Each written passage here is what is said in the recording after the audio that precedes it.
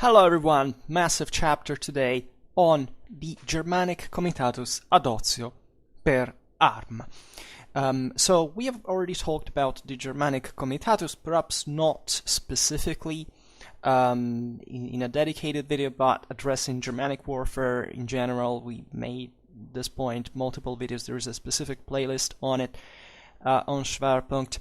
Today we talk about the specific communitary aspects of the Comitatus, that was basically this military, in fact, community, and properly defined such, opposed to the Zippe that was, let's say, the with some terminological, anachronistically, the civilly oriented society, with a lot of, gray area in between the two, actually, that, in fact, was solely focused on warfare, right? And that existed in virtue of the fact that these Indo-European populations, today we'll naturally interpret the thing from a comparative Indo-European point of view, because, that also goes beyond culturally speaking, but it's well documented through European sources for its cultures, was aimed at creating an elite military class out of the, let's say, excess of male population that would have, in order to make a living, go out of the Zippe and to go out there at war, fundamentally, and creating literally their own space, essentially massacring other populations and settling finally. And this happened for demographic, economic cycles that are, pretty good known for the pre-industrial. From pre-industrial times, of tribal societies, specifically of these territories of Central and Northern Europe that had a small surplus, and therefore sometimes had these problems of feeding all the newborn, and this brought to migrations, and that's why these peoples were essentially still on the move and would keep being for a while, but in different times, some intermittence. And the Germanic Comitatus here will be read in a bit of a long-term fashion, because here we are mostly interested in the roots of medieval knighthood and chivalry, and we will talk about this today too. And we have to think essentially of any tribal society at that point being referencing to basically the same moral standards, the same worldviews, the same religion in practice, right? These are the same war bands of devotees of the deity of war, right? And we have already discussed the extremely violent and brutal and abusive mindset that was needed to become a military elite and to make it out there, right? In wars where that was the only opportunity to survive, to create, to be free, right, and to maintain status. This naturally over time, this is evident. Today we talk naturally since, say, early Germanic times to maybe the Norse sagas, right? So we see basically the beginning and the end a bit of this custom in the Germanic world specifically, but with many intersections, with the Celtic, with the Roman, with the Hellenic, and so on. And that's where the comparative Indo-Europeistics serves to our purpose, to stress how much eventually of this ethos, lifestyle, and mindset survived within eventually other military communities, such as knights in the Middle Ages. And this is a very well-known thread that existing historically, culturally. I don't need to stress it again. There is a playlist known as Medieval Knighthood. You can search for there for further videos on this topic. And today we talk specifically of adoption by arms, right? What the Latins call adoptio per arma. That was known definitely to other peoples, right? The same Romans basically had this, and they in their tribal phase. And we will not talk instead about we'll talk about the father-son relationship. We will make another video on the brotherhood properly, right? And these things were actually intertwined, so I don't know how useful maybe it is, but it's still conceptually you can study it on these different levels of parental age, because that was a real one, right? Albeit ritual. These people hadn't anything to do with each other biologically speaking. We'll see also how the Comitatus was practically formed, but it was also an horizontal one. So the brotherhood specifically, while the father and son corresponded to also properly a tactical certification and essentially a military, a political one to core, right? Because those who had, who were the fathers, let's say, were those in charge, right? And the boss was the lord and father in a way, just like Odin was to the warriors altogether, and that's where all the religious connection also comes through, right? And we can't digress excessively on this, but this is basically the whole history of, European cultures of those times. All these peoples believed fundamentally the same identical thing. Wodan is Zeus, right? There is no, things changed over time. Right? We study the Greeks and the Romans, we see more developed societies that had gone past and forgotten also part of their tribal origin, at least in unexpressed and articulated, because they already had also developed the myth further, right? The Germans, as they were documented by the Romans, instead provide properly at the beginning of this period the mindset, the appearance of a primitive people that still believed in these things, and that we were able to track historically because somebody wrote eventually about that, and then through later, also the later Germanic tradition, the putting into written form of the sagas and all these things, we can trace the whole deal. But this belonged to the origin of all these peoples, right? Go to the first millennium BC, basically they all thought exactly the same thing. So this is properly what happened among the Germans we talk about today, within which arms accompanied the free men from birth to burial, right, and where they presided over oaths and religious rites, right. The same name of Germans would be Germanen, Hermannen, right. This idea of this connection between the men of the army, that is the freeman, the warrior, and also he's the spear. It's the alter ego of the warrior. Like eventually the sword would become, but fundamentally also in this more kind of egalitarian societies with low social certification was the spear, right? The proper, and this would remain also for the nobility for some times, much longer than we think, actually. And so weapons were sacred. This is the point, right? Because in all this, and as we will see, there is probably one of the most radical forms of depersonalization in the history of mankind, in these tribal realities, and in as much you have to understand that once you enter the war band, you enter the Comitatus, you do not belong to yourself anymore. Actually, there is no self of yours anymore. You're just a devotee, an exchangeable, just a part of the world that blends in, that is blindly and fanatically devoted to the deity of war and to death, and that individually doesn't count anything, right? And this is actually, as we will see, a principle of civilization, because eventually it's the Comitatus that will take over also the Germanic political and social structures throughout the migration era, the early Middle Ages, right? So that's this command structure based on the idea that you have to obey, right? This is how these tribes without state compensated for lack of a uniform, heavy, generalized discipline. They devoted themselves and created these communities that would essentially almost, evilly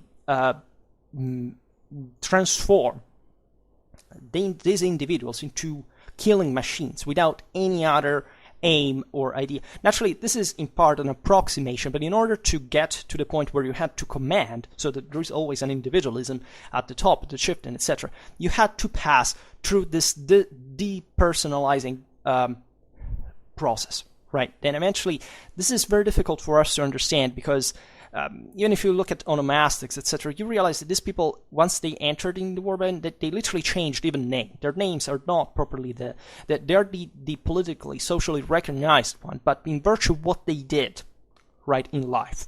This is a bit like the titles of, in the Celtic world. Think about, I don't know, that was a similar society, albeit already, especially in Gaul, more developed, more, less militarized than the German one, but, I don't know, Vercingetus Rex, who was Vercingetorix, right? We don't even know his name. Nobody knows. The title simply means great leader of soldiers, and that's how he was universally known for in that specific context, right? So we have to make this, it's actually impossible for us to understand anything that can be the mindset, even, I don't know, of people living 100 years ago, right? You can't imagine 2,000 years ago, even more.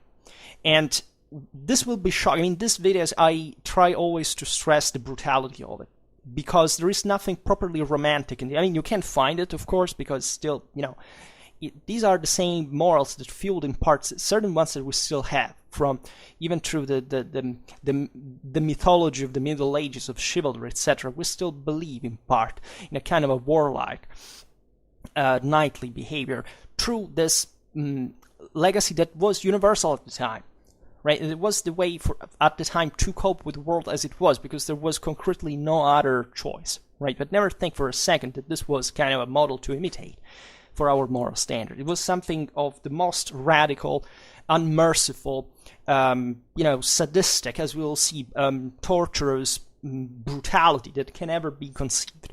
Right, because you cannot survive in a dramatically unstable system where tribes basically at war, massacring each other in large scale all the time, as it happened quite frequently, without acknowledging that there was no other way but to, with the lack of more larger scale central structures, to actually deal with this in a different way. Right, that's where the individual has a greater weight, right, but the collective quite less. So that's why these systems eventually needed to, through the same Comitatus, to become more hierarchical, right? To become more, princely, more, aristocratic, and that's how, through the early Middle Ages, eventually the thing changed, and incidentally, life improved, right? So that's something it's a paradox that we always stress, because civilization and reason are counterintuitive, right? If you say someone, the loss of freedom does correspond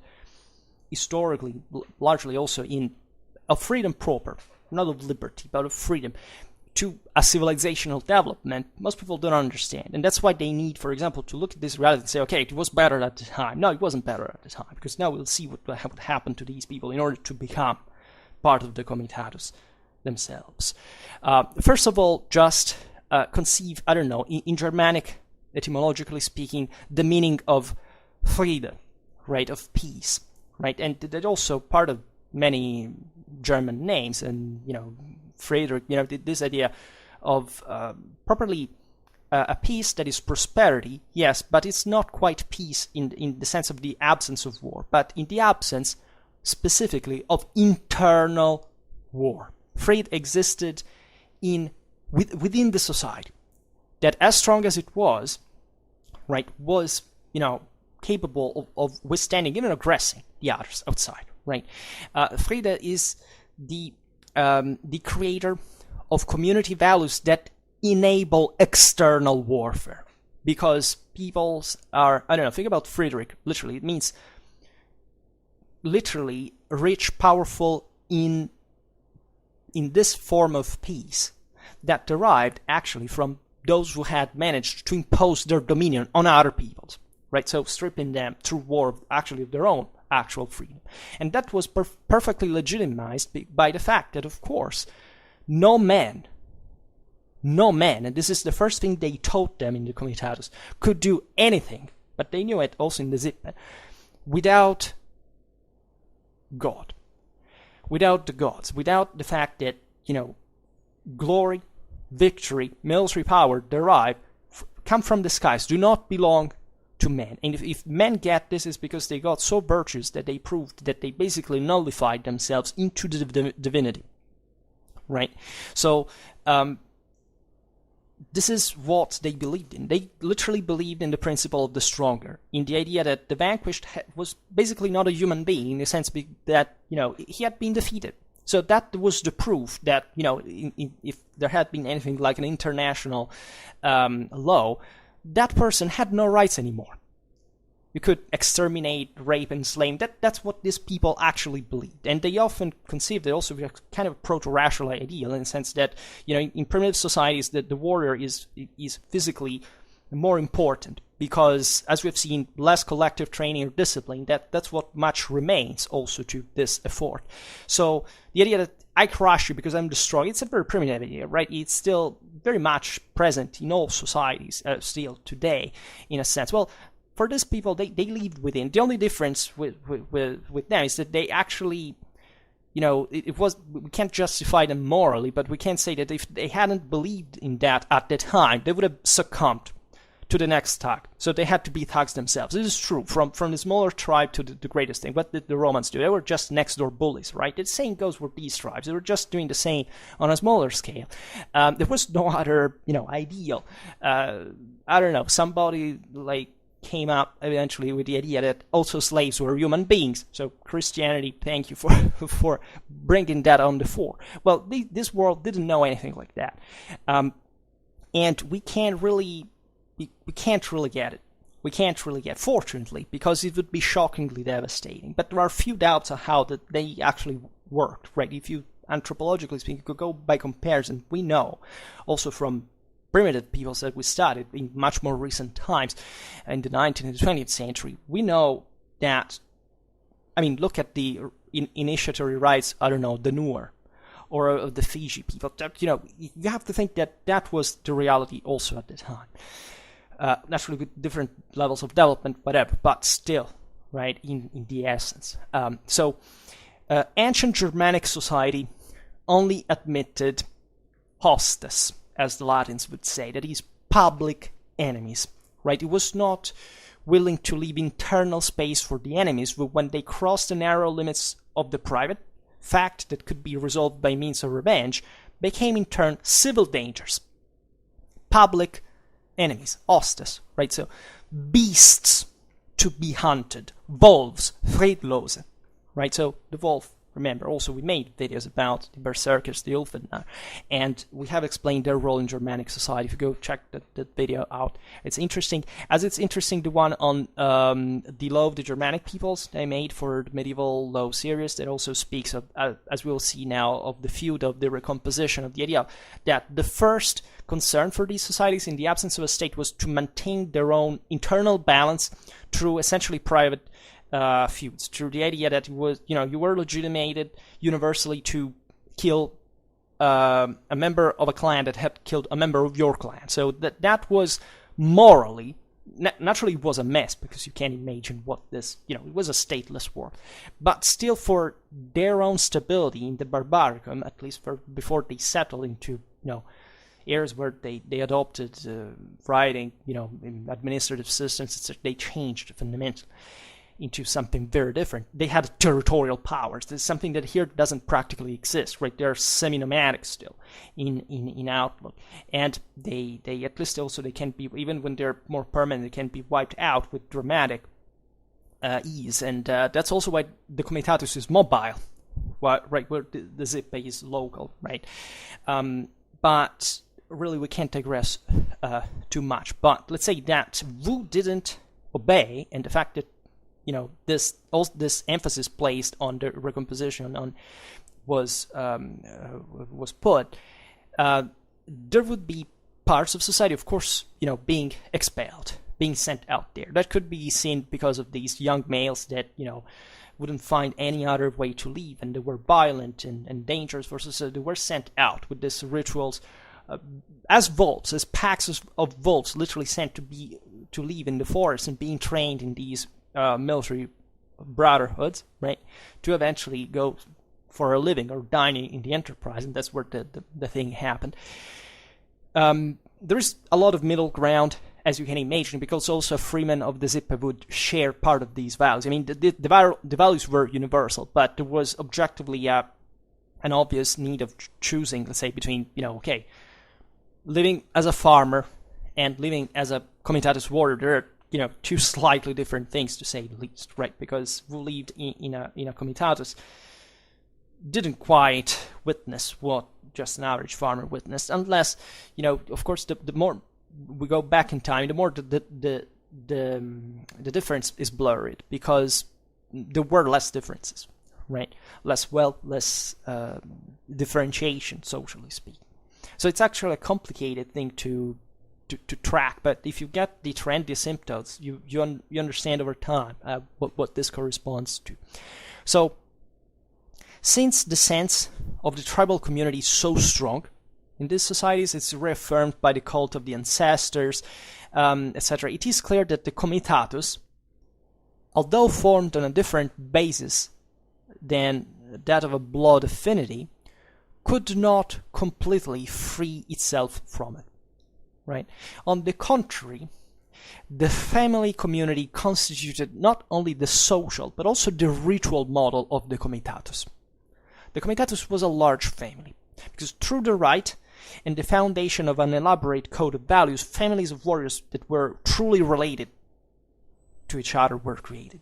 These people were real relatives at that point. It was, of course, a ritual rather than a biological reality, an effective reality, right? However, always, as can be said, if the lesson imparted to us by the studies in the field of human sciences has served some purpose, right?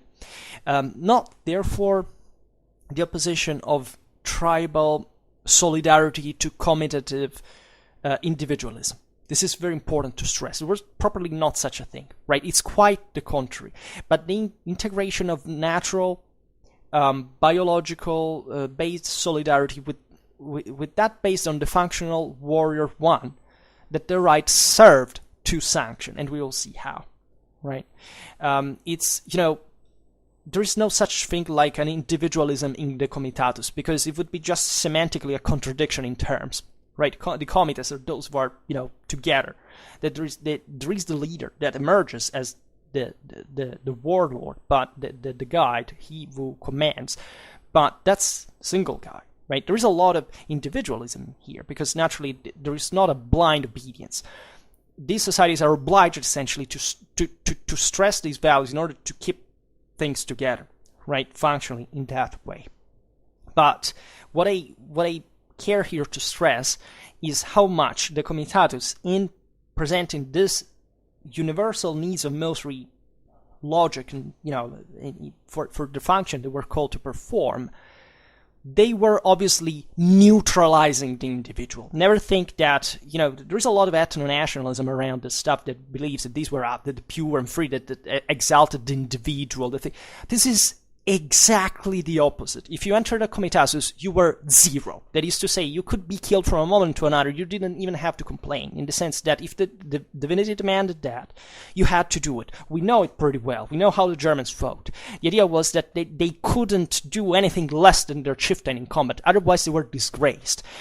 Even in the Zippe, if they lost the shield in combat, these people could not, the freeman could not come back to the village, would hang himself, because it was considered as dead by the community. These are things that existed also in other societies, right? Because the idea is that if you fail at that level, which is military, virile, political, juridical, even if they didn't quite rationalize it as such in Germanic war, but they failed as men. They failed as human beings, because that was their own function, is that if they lost, all the community was lost.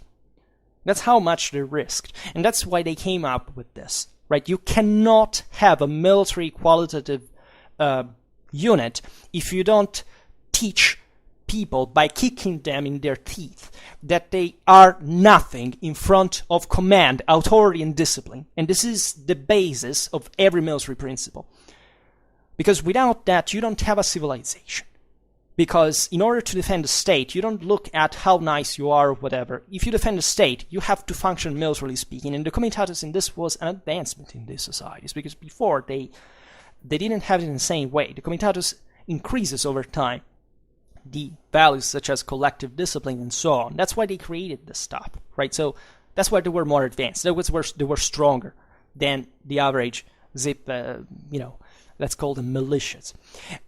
So that's why also today's society is so messed up, because people who look nostalgically at these things completely invert all the values they were at the time. It's kind of also ridiculous, frankly, because that tells how, stupid certain ideas are by themselves, especially because by stating that, they prove they know nothing about that. So it's not a surprise they can't look at that nostalgically speaking. I mean, there was here an effort. Like, people had to struggle and have a life of hell just to improve civilly through these activities all together as communities. And the thing is, no, let's go back as we were before. Yeah, like that. Yeah, I would like to see you there in a Comitatus, and you'll see what would happen to you. And it's no coincidence that Tacitus, while recalling that the Comitatus was made up of people of the most varied and heterogeneous origins, still emphasized a familiar element. That is, the Comitatus could be accessed, among other things, thanks to the fame achieved by the ancestors. Right? This is another very important point in the sense that there was, here you see, a permeation with the idea of the stock, right? The idea that if you had been the son of a brave warrior, right, that had stood his ground, was made his fortune, etc., the point was you were expected to follow your father's footsteps, like just you would do in a Comitatus. And this is basically the whole story of, how children in all this, but also, think about squires in the Middle Ages, is the most popular image, were sent, from one court to another to become men, right, under the command. And we will see it better, especially with certain specific examples from early medieval literature and how this worked. Because, specifically, and I presume this was done to check a little bit the ambitions of the most powerful, the sons of warriors, of renowned warriors, had to prove their manhood at someone else's court, right? Couldn't be just their father. So these guys were basically taken away of their father's households to be trained with the Comitatus. And it was no positive experience from an individual, from a subjective perspective. Here we don't have to digress on medieval literature and how all even the psychological data that we get essentially from what medieval knights might, people that could butcher people in the blink of an eye because they were trained to do that automatically, that would burst into tears when at night they were sung the stories of these dames that would remember them of their mothers when they were taken away from them when they were 7, or of their sisters, etc. Women that also were brought under this forced regime of of labor that sadly enough killed a lot of them renowningly. So in a world that destroyed in one sense for the sake of collective responsibility the individuality of the same family. This is crucial to understand because it brings you to the point of why this was done. Right? This was not barbarity as we could point out today from a moral point of view. This was properly understood for the sake of defense. Right? What we would call defense, that at the time, of course, was also offense, but for seizing opportunities that could allow to capitalize upon and to create at the end of the day a more central power. This is what it passed through. So in the Comitatus, the young man found a new father and new brothers, about whom the latter we don't talk today, but to whom he owed altogether mutatis mutandis the loyalty he owed to his family.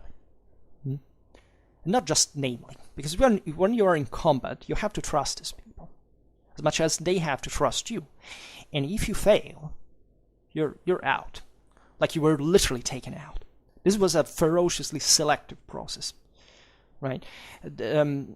However, it's important here is that the mental and juridical structures regulating family life and those regulating the comital life were parallel.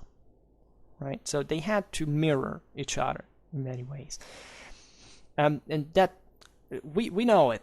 The devotion owed to a father was the same. One of these, look at that Brittonic Tom that asked, to the chieftain, if dying for him had been enough. Right, this is what these people believed. So that then in concrete situations these parallel lives could enter into conflict, and alternatively it is very probable, right? This does because of course there were mixed allegiance in this. This does not, however, affect the principle of their similarity. On the contrary, it tells you how hybrid they were. So indeed, the conflict had to develop precisely because of and on the basis of this similarity. Scholars pointed out, certainly rightly, the case of the Hildebrandslied, which dates back to the 8th century, but which refers to older institutional and structural data. Well, the action here is centered on the tragic conflict whose origin lies in the knot, that is, in the state of necessity in which man finds himself when he has to choose between two values of equal importance and contrasting sign in his soul, right? And in the case cited, it is a father, explicitly a father, forced to choose between the affection for his son and the feeling that binds him to the head of the Comitatus, to which he belongs. Right? So the simple fact that this problem is pointed out reveals that it was a concrete thing. That is to say, there were sacrifices that these societies were to make in order to survive. And this is something that banal, even nature, its beauty and cruelty, fortunately and unfortunately, teaches us, right, that some elements of the group are sacrificable in face of a greater emergence, like rights are, right? Pick even today's times, moment of human rights, because fortunately we are in a condition which we can enforce them, but it may not be so otherwise. Well, if martial law is enforced because of an actual military emergency, well, those rights are sacrificed, and together with them, people's lives properly. Because what's the value that you attribute to human life at the end of the day? What are human rights created for? So what could be added to avoid misunderstandings about the character of such an excruciating contrast is that, let's say, it's generated by the similarity, or rather by cultural homogeneity of the two types of bond: the biological and the ritual, the familiar and the committal one, right? Whereby the protagonist of the Hildebrandslied ends up being forced to choose between his son according to the flesh and his father according to the right. And banally, just for saying how messed up pre-industrial societies are, and we know that because we studied them, right? Even to, by the 17th century in the same Europe, we have enough data to know how these people lived, and we can imagine how they lived in it before. These were completely messed up societies probably even at a familiar level. Like, if you read the sagas, it's all about fratricides, incests, feuds, rapes. It's something hallucinating, because objectively, how do you live in a stateless world? Where the whole principle of control is based on military force, and the idea that the strongest can rule fundamentally. So these were, don't confuse these war bands that ruled around were essentially mafia, right? The chieftains were mobsters. Hash money tributes are the same thing. These were people who spent their pastime making young men, as we'll see here, running naked amidst spears to see if, which were the best, and the others would basically kill themselves. They were their military activity was aimed at this major slave trade circuit, earning. That's the mindset you have to enter. So that's why we try not to romanticize things that definitely romantic were not. But you also we also have to make an effort to understand why this happened. What is the world before something is done about such things, and how did the things fix itself, starting from the same thing, right? These were the same people that eventually brought to us at a level, right? And in the development of the Comitatus, there is also the development of certain elites, of a more central power, something that actually restricted certain freedoms, but freedoms to do what exactly? Basically just to make law their own, to deal with things privately in that way we have just described, right? So don't think that even the world altogether is changed in its essence that much, right? Because now we definitely have reached a level where we can live dramatically well compared to those times, but still the inherent relations and underlying conflicts do not hide something different from these ferocious competitions, right? This is in fact the point, right?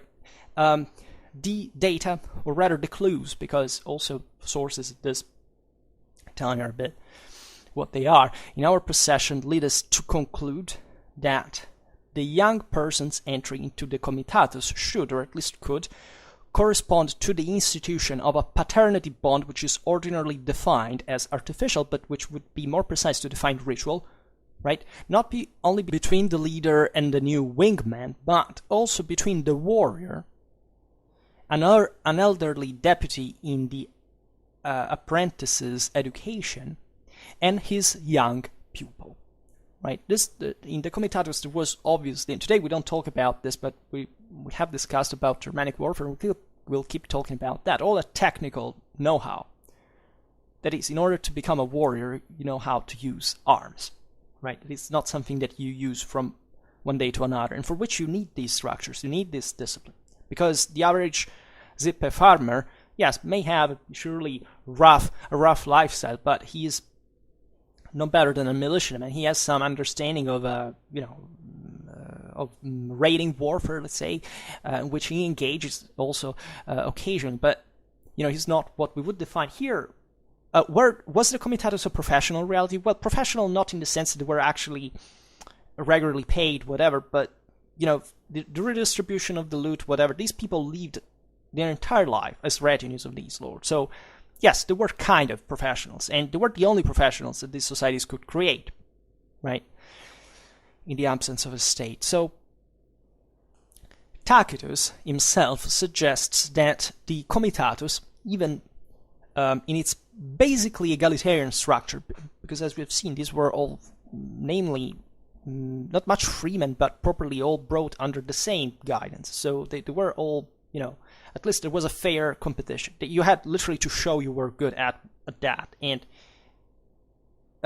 nobody was necessary, right, individually, but all together they were as a community. So this usual enclosed societies of warriors was aware, let's say, of hierarchical relationships. The leader assigned each warrior a role, a value, according to the esteem placed in him. And the comites did all to go up in that estimate. As these are very famous passages, right?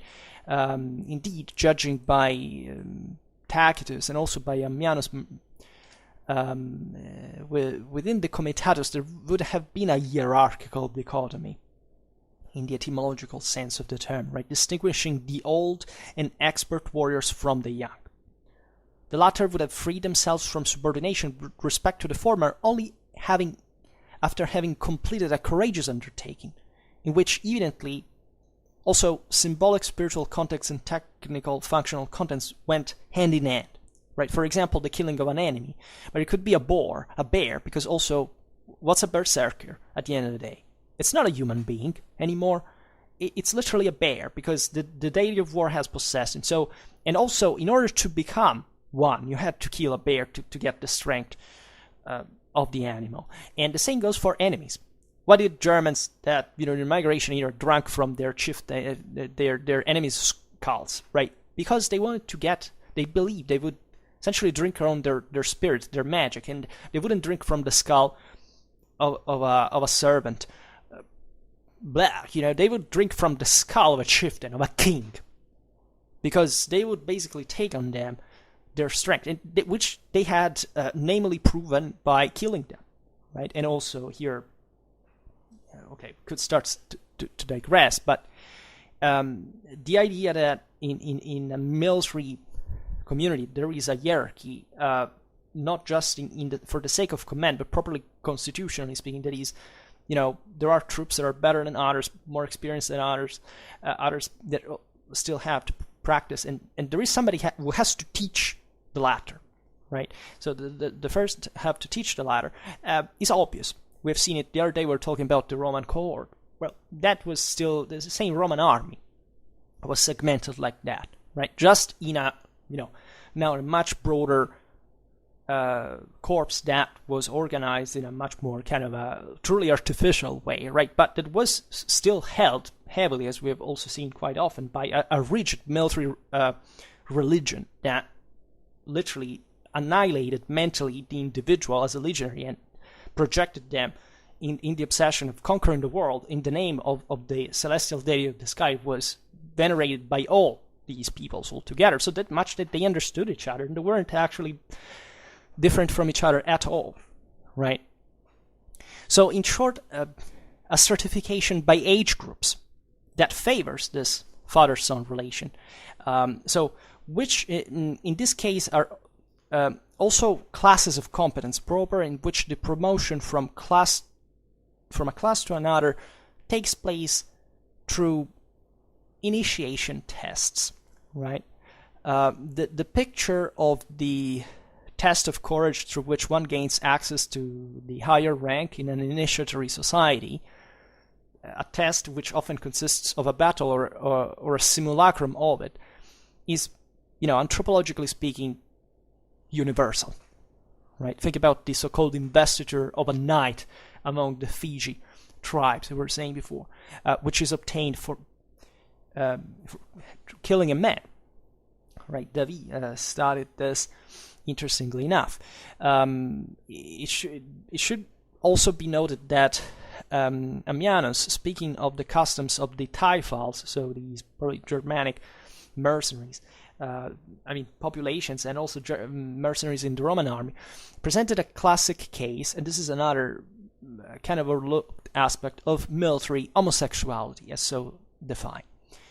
Now, this is kind of a sensible topic because we don't know too much, and there is also a lot of ideologism about, especially for today's kind of political clashes. I don't care, frankly, about that, but rather about the fact that, let's say, the pederastic relationship between the instructor and the recruit entrusted to him is actually fairly common phenomenon in military societies. I don't know, even bad jokes about sailors and all this, we still kind of live in, because, let's say, monosexual communities tend to develop some form of homosexuality, right? Behaviorally, it's not a matter of regressed biological orientation. So obviously these were, like, you see, there is too much. Even think about the Theban sacred band, right?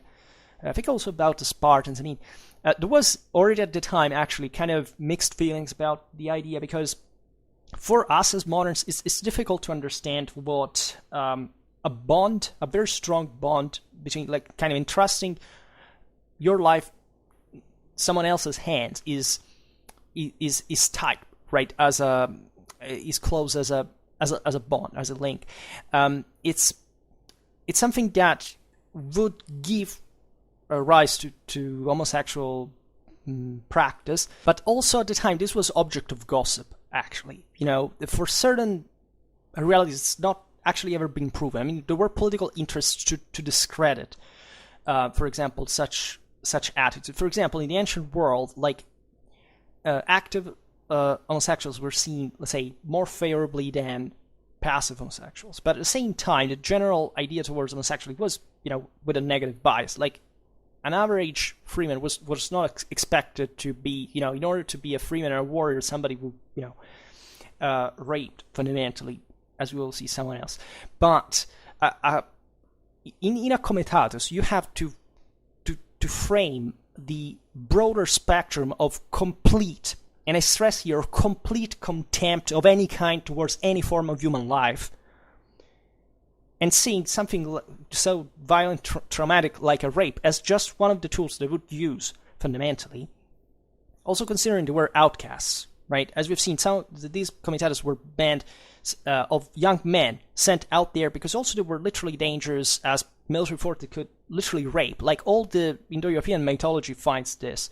Think about Romulus' rape of the Sabine women, all the Primus. There is this idea that the warrior goes out there for killing the enemy and seizing the women. Right? That's what they have to do in the end. But in these societies where still, a comitatus can't do everything, and it leaves as an outcast group at the margins of society, like literally wolves and bears. If these were all men, well, let's say we don't have to think of homosexuality as something particularly spread, but definitely could be used, in my opinion, as a mean, like in form of a rape, to completely annihilate mentally a human being, to rebuild him as a person devoted exclusively to kill or get killed, right? And to form naturally also this bond with the idea that you properly didn't belong to yourself anymore. This is a dark thought. I know it's very heavy, it's very crude and brute, but this is the reality we're talking about, right? Such phenomenon is frequently attested in the Indo-European area, from the Alans to the Celts to the Germans. Dumézil, some of you also asked me often about, it was also definitely a conservative, wrote extensively about this stuff. Such practices would have had a, let's say, didactic and ritual purpose. For example, I don't know, the transmission of strength and wisdom through the virile seed, or a disciplinary one, like the sanction of a superiority of the instructor initiator over the starting record, like even group rape. Like to say, you enter here, we're gonna wreck the hell out of you, but not just of rape, but just any form of violence imaginable, right? Because otherwise we cannot trust you in combat. Like if you don't learn to get the worst that you will see on the field, and you're not able to essentially forgive and to accept what is happening to you by the men that are fighting next to you, you will never be reliable as a fighter.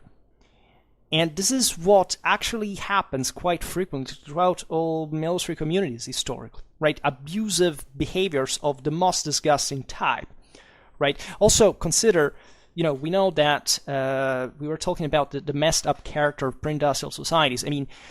We also have to think of the psychological traumas that these people had just by living in that world. Like, these people might have been easily raped out there, even as children, before joining the Comitatus. They would have seen some of the most horrifying things. Other warriors coming to their village, raping the women, the men used as human sacrifices. What kind of psyche do you have if you are rising in such a world? That is like, it's not even about the fact of witnessing this, but living in the awareness that this thing is normal, that is gonna happen sometimes, right? So just imagine, this has nothing to do with sexual orientation. This has to do with the fact that this world was something that we can't, fortunately we are forgotten, right? I think certain aspects of it, I don't think that, the tragedies, the horrors of the 20th century are, less than that, but there are specific aspects of this form of psychophysical abuse that we can't properly unfortunately understand anymore, and because they were good at it, right? If these people were able of creating weapons that today, with our own technology, yes, we have the best material. It's something that they couldn't even dream of, but they couldn't make so ergonomic to be effective in combat. We have to think that, psychologically speaking, with moral forces that are everything in war, these people would know perfectly how to use and abuse of a person's mind for their purpose, right? So never. Do you have an idea of the horrors that these people went through, even in their lifestyle? I don't even need to describe to you. It's just, I already said it here and there. Right. So another interesting aspect of this that connects with the chivalric root of it, paradoxically, which is kind of schizophrenic. Like, it's the idea of, as we've seen before, like the extreme brutality and extreme capacity. This is, we know this, like that the peak of male creativity corresponds with the peak of male violence. right, psychologically speaking. So think about the Minnesänger in the High Middle Ages. I mean, these were knights. People, again, that could chop to pieces a human being in a blink of an eye, and that would be great poets with an astonishing artistic sensitivity. How would they do it? Because our mind is that messed up. It's that dual. It's that, dichotomic in part, right? You can't experience the greatest happiness if you can't experience the greatest terror, in a sense, devastation, because these people lived emotions in a dramatically more intense way than us. This is what we have forgotten, right? And so what to us seems like, I don't know, maybe I will do it. These people were already framed mentally they would know how to live in a way or another.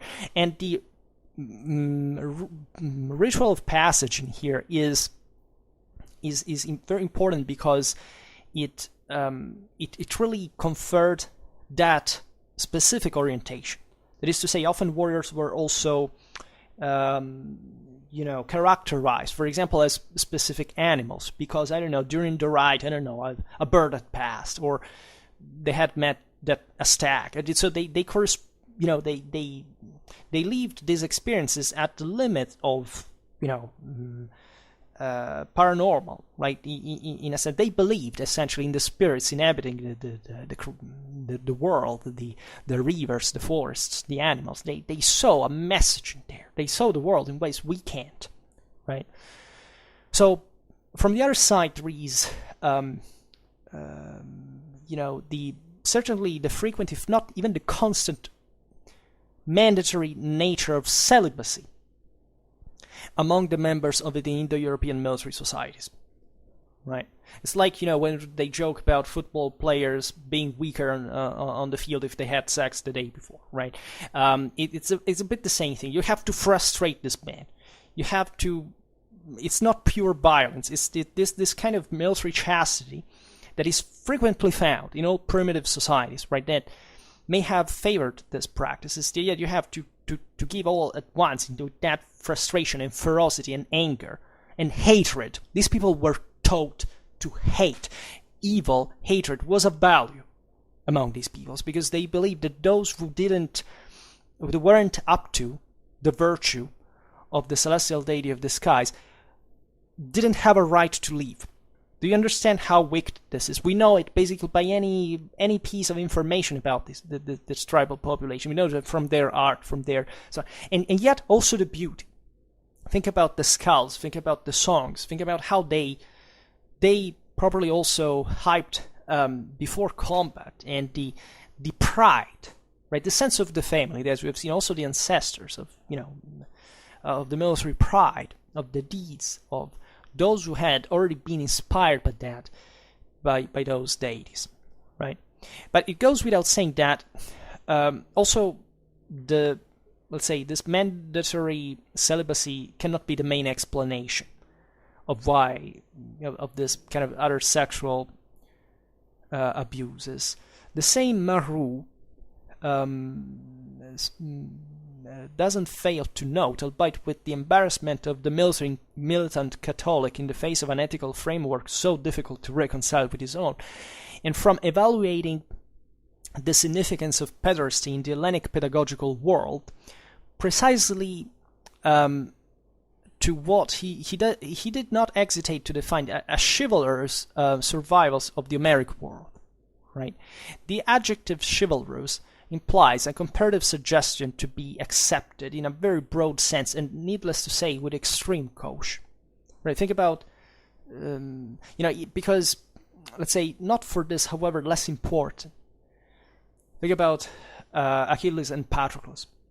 There was a specific familiar relationship, a sexual relationship. So think about Alexander. I mean, literally the greatest commander in the history of mankind, and model of the West.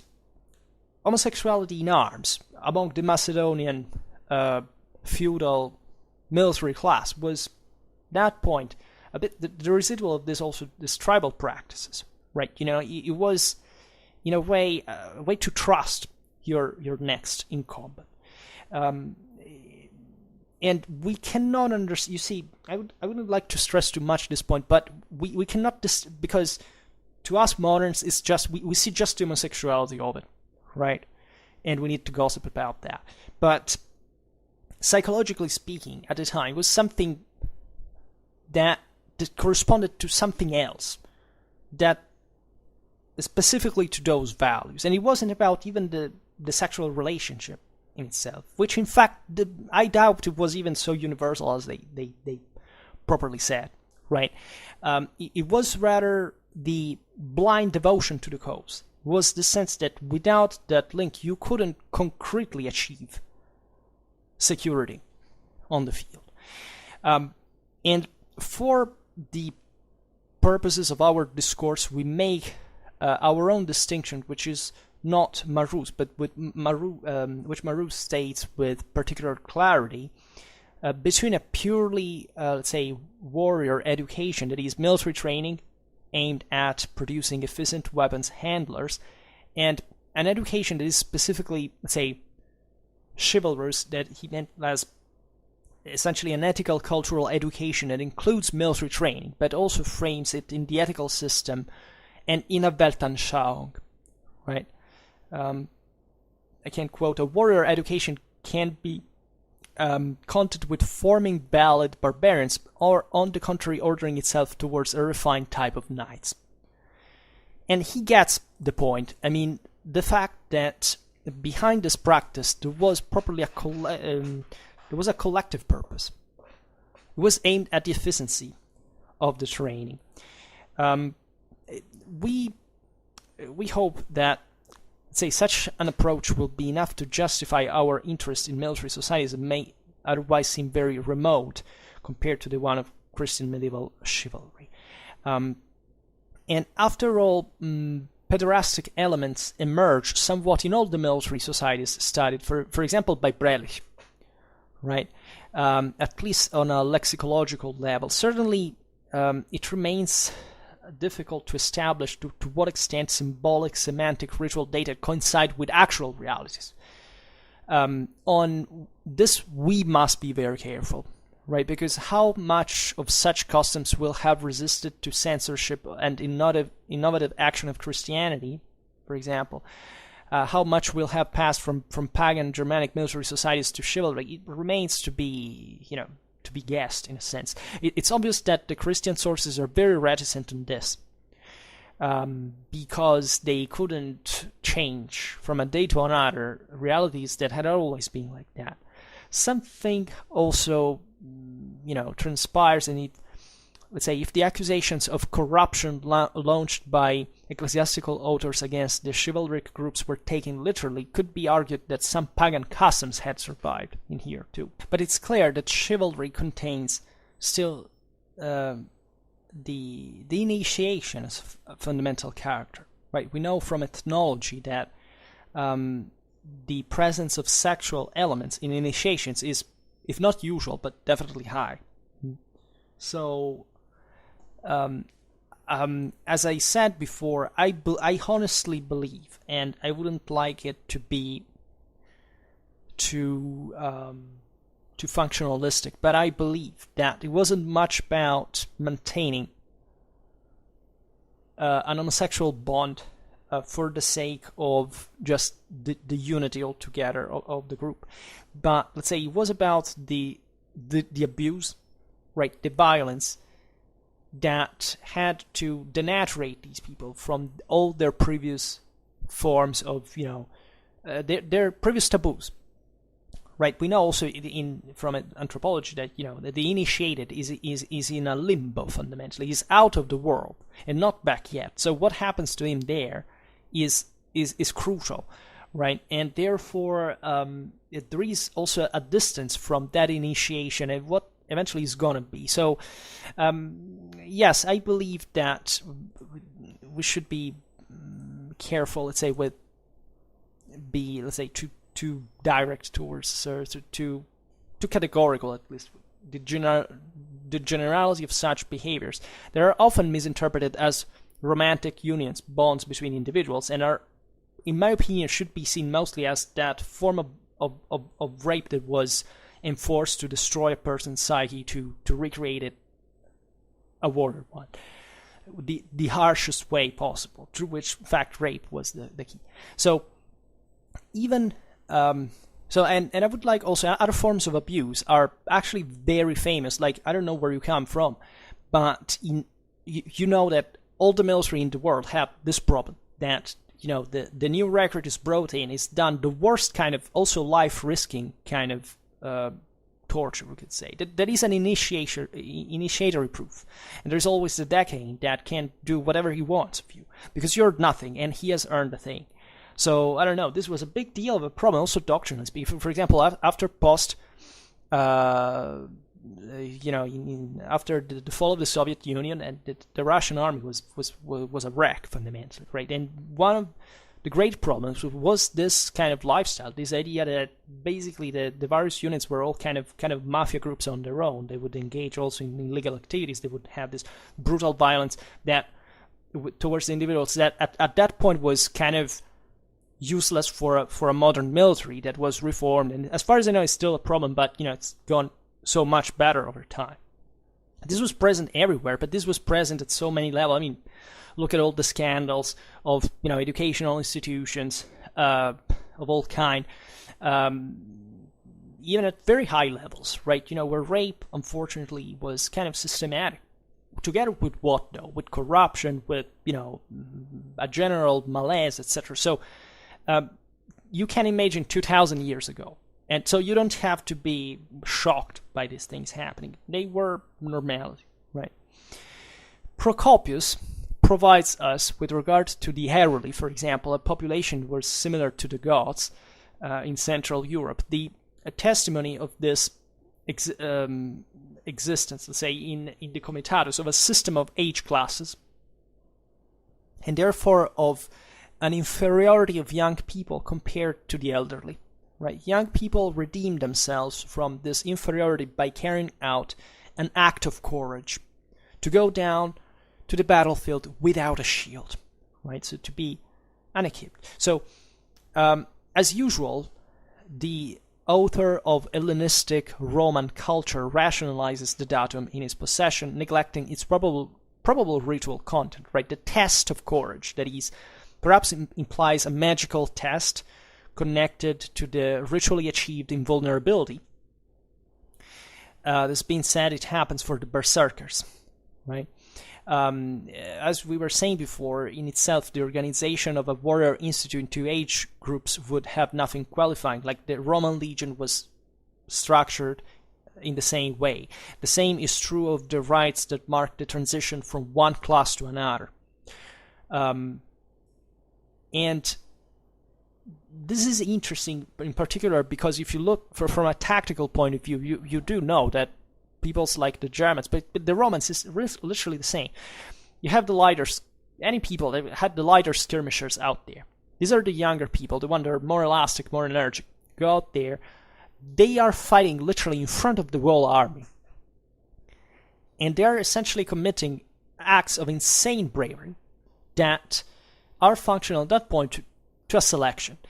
Here it's difficult even to see, going to war without shield, what does it mean exactly, right? We don't get specifically what these guys had to do properly in combat terms. But, for example, think about even heroic nudity in combat. That corresponds, you have less equipment, so you're fresher, you're lighter, because sometimes being lighter is better than being more armored, depending on what you have to do. Also,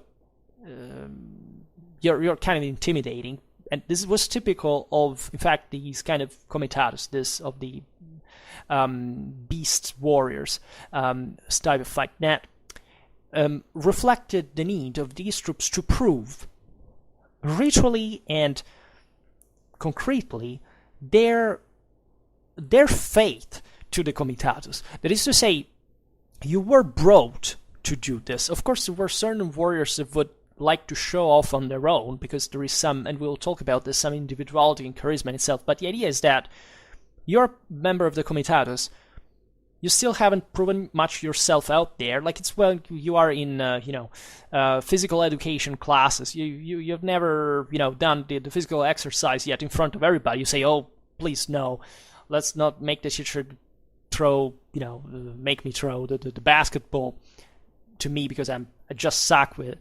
Well, just imagine you have to do it in front of a group that if you fail will systematically destroy you. Right, and I think people who've got into group in squad sports have an idea of what happens, even in lockers, etc., locker rooms. In terms of, there's always the thug. I've never been much of a group player. It's never happened to me. But it's the usual story of bullying at the end of the day that is aimed, even anthropologically speaking, at toughening young men in that phase of their life. Is very delicate, but that exactly is meant to be kind of more sponge-like, for which they have to learn how to react even such kind of aggression, right? And without which they would be kind of defenseless. And even the physical sport there helps to boast that kind of ferocious aggressiveness and competition. Girls, it's the same. I don't know if you've ever seen two women beating each other, but I can assure you it's something frightening. And because they beat literally to I can say kill themselves, but they give blows there. It's amazing. But aside from that, you are forced by people in arms, by the way, to go out in the fore against the enemy, basically naked or with very light equipment, to prove that you had to make it to the enemy lines and back, right, to show you were worthy of being in the group. And of course, many would get killed. And they would say, okay, it sucked because the date of this guy had him killed, so he sucked. There was somebody else from the other side was better, so we have even to toughen as a reaction our own disciplinary standards. So the next one would arrive would be even more abused, right? So it would work kind of like that. So these tests of courage are freaking amazing if you think about that, because they make you grow. Like they put you in front of the of either you make it work or you die. So that, if you think about that, it's pretty effective as a selection. It doesn't matter. It's crazy, right? It's nuts. It's insane, but it did work, and that's why they did it, right? Of course, in parallel, their moral standards were literally based on such ideas. So it was literally horrifying by any standard, but still, we're talking about 2,000 years ago. Right, not now. So in itself, the organization of a warrior community, institute, whatever you want to call it, into age groups we see also, for example, in the Volsungs and it can't be a simple coincidence, carnal kinship and initiatory kinship made to coincide in the relationship between Sigmund and Sinfjotli. And better, even perhaps we see it through words. Other words, for example, in Merovingian sources, in order to indicate the Comes, the Gefolgsmann, so properly the man of the retinue, the term poor is generally used, right? Poor in Latin means boy, like kind of an adolescent. So he was yet to become a man in a sense. And this is, take for example the Pueri Regis in Gregory of Tours that speaks of them. Albeit, you should be aware that in, let's say, in medieval Latin, especially in a place like Frankish Gaul, like poor could be servant or familiar, not necessarily the boy in terms of age. There are other correspondences. For example, in the ancient High German, Degana, which is connected with the Hellenic tekna, so sons, and therefore actually indicating that bond of affiliation that was artificially established within the Comitatus between the young adepts and, let's say, on the one end, and the chief and the elderly on the other, right? Consider that it makes, the greatest difference is really psychological. because a grizzled veteran has seen it all before, is, in the ancient world, warriors were usually young, right? They made up the bulk. Like the Roman army, most most soldiers were actually around 20, right? At the time, of course, they aged much quicker than we did. So today, a 20-year-old is a kid, essentially. At the time, even just 100 years ago, they were basically full-grown men. But still, you have all specifically, mentally and physically, certain characteristics. I don't know, I was listening to some Vietnam veterans interviews that they were saying openly, like, that you could send an 18, 19, 20-year-old to do certain things out there that are crazy. And whereas you ask a 30-year-old soldier, say, wait, slow down, right? That they're young people are crazy, are fanatic, are all pumped up. They don't reason much. You can make them do things that their prefrontal cortex is not fully developed, and therefore they are meant to go out there and hurt themselves and learn the hard way. And this is exactly what they were exploiting at the time from an age point of view, to maximize their usefulness in combat. Still, etymologically, there is a similar relationship in the ancient Nordic nidr, which means son, which in Norway designated the member of the royal entourage, right? And again, in the division of the Anglo-Saxon Comitatus into the Dugod, right, that is very similar to the modern German Tugend, which means virtue. So the viri, the elderly, and Gelgod, right, that is to be compared instead to the modern German Jugend, right? That also, so the youth, that is the juvenes in Latin. So you see here, it's the division between it's like think about the Astati and the Principes, right? Ideally, right, what they should have been at the beginning in terms of age. Like eventually they were mostly divided by class, but initially was, when Rome was still more feudal in nature, they were literally, it was an age difference as well. And also, you have a different body at 10 years of distance. You can't do certain things you couldn't do before there are certain things you can't do anymore, and that you can't do now. So this was pretty standard in all pre-industrial armies. A runic inscription entrusted to a Norwegian stone presents a member of Comitatus, which must be understood as celibate, who has though buried his, quote, young man, right? His son, specifically.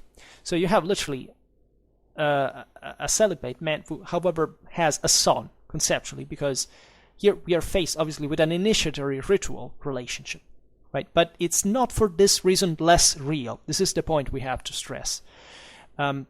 Both on the juridical, but as well as on the emotional level. And this Germanic use of adoption did not escape the Roman observers, who, however, comparing it with the adoption in their own right, in their own Roman law, noted at the same time both the honorific character and the lack of what, in their opinion, were the consequences on a proper legal level, right? For example, Cassiodorus. So we're talking about the 6th century, in a moment where the Romans knew the Germans pretty well. In fact, we're actually working for them in that context. In the Varie from Cassiodorus, we find in Latin, per arma posse fieri fidium grande intergentes constat esse precon, or factus est per arma filius, right? Jesi mundus ille armis filius factus. So here are all examples of sons made such by arms.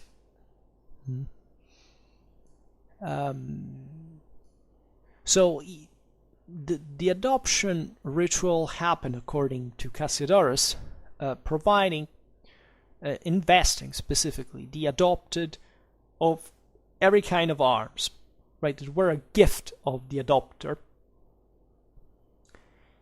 Et ideo more gentium et conditione virili filium te presenti munere procreamus ut competenter per arma nascaris qui bellicosus est dignosceris. That is to say, you're literally born in arms. Do you understand what this means? You're literally a new person.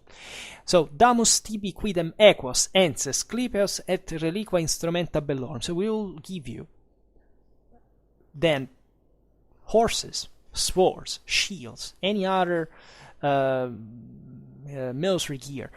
Sed qua sunt omni modis fortiora largimur tibi nostra iudice. Right? And even stronger, more important, this is the prevalent of moral forces in war.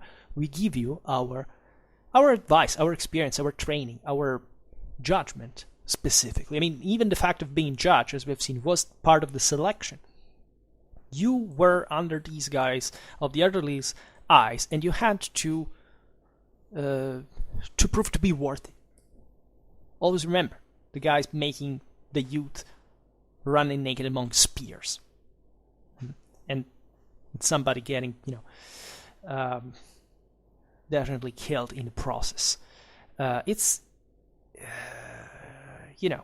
we're talking about a half of a century, of a millennium of distance, right? But still, don't think that things had changed that much. It's also probable that this usage has to be led to the act of Guntram that adopted the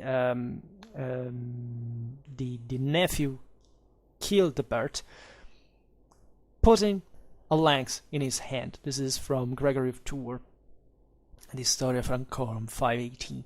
And it's also to notice, however, that the objective analogy of two different rites, such as the adoptio per arma and the ritual passage witnessed in Tacitus' Germania 13, by means of which the young man becomes effective member of his people,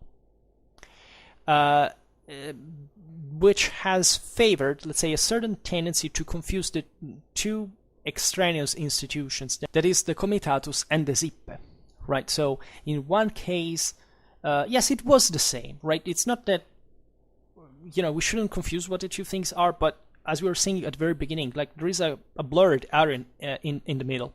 That is to say, also in the Sippe, every freeman had the right to bear arms. So it's just like even in the Roman society, you became a man in the moment to which you acquired political rights, so military rights to serve, duty and privilege. You could get married. So there were specific rituals of passage. The same. This is many societies and cultures. So you were instead the Comitatus is properly the elite. Right, it's as if, in a Roman perspective, it's when you actually enter the legion. There is a big difference, because it's literally the difference between a militia and professionals, right? So it does make a big deal difference in reality, right? And it's also important to see the rise of certain chivalric dubbings, right, in these two rites that definitely are not dissimilar in typology, and that can be considered also as merged in a single one, right? Given that there was a gradual restriction and the aristocratization of the group of warriors that doesn't coincide from a certain point onwards with the entire free population of male sex, so that as we were saying before, together with the Comitatus, also the state develops in a sense. It's a big word for times and places, but the idea that the Germanic peoples would gradually pass from tribes to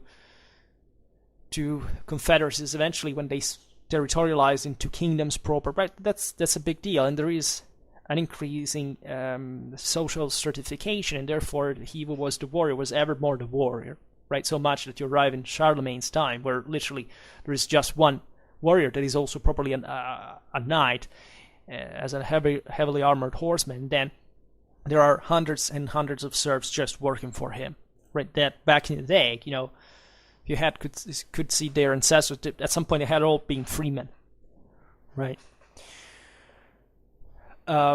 So the Romans considered the adoptio per arma inter gentes as a more gentium characteristic. That is to say that the point that we're documenting the Germanic practice, they were attributing to it a kind of an ethnic value because they didn't do it anymore in Rome. So if we recall, the Germanic uses wearing the men on weapons per arma and the women per pectus, so on their breasts.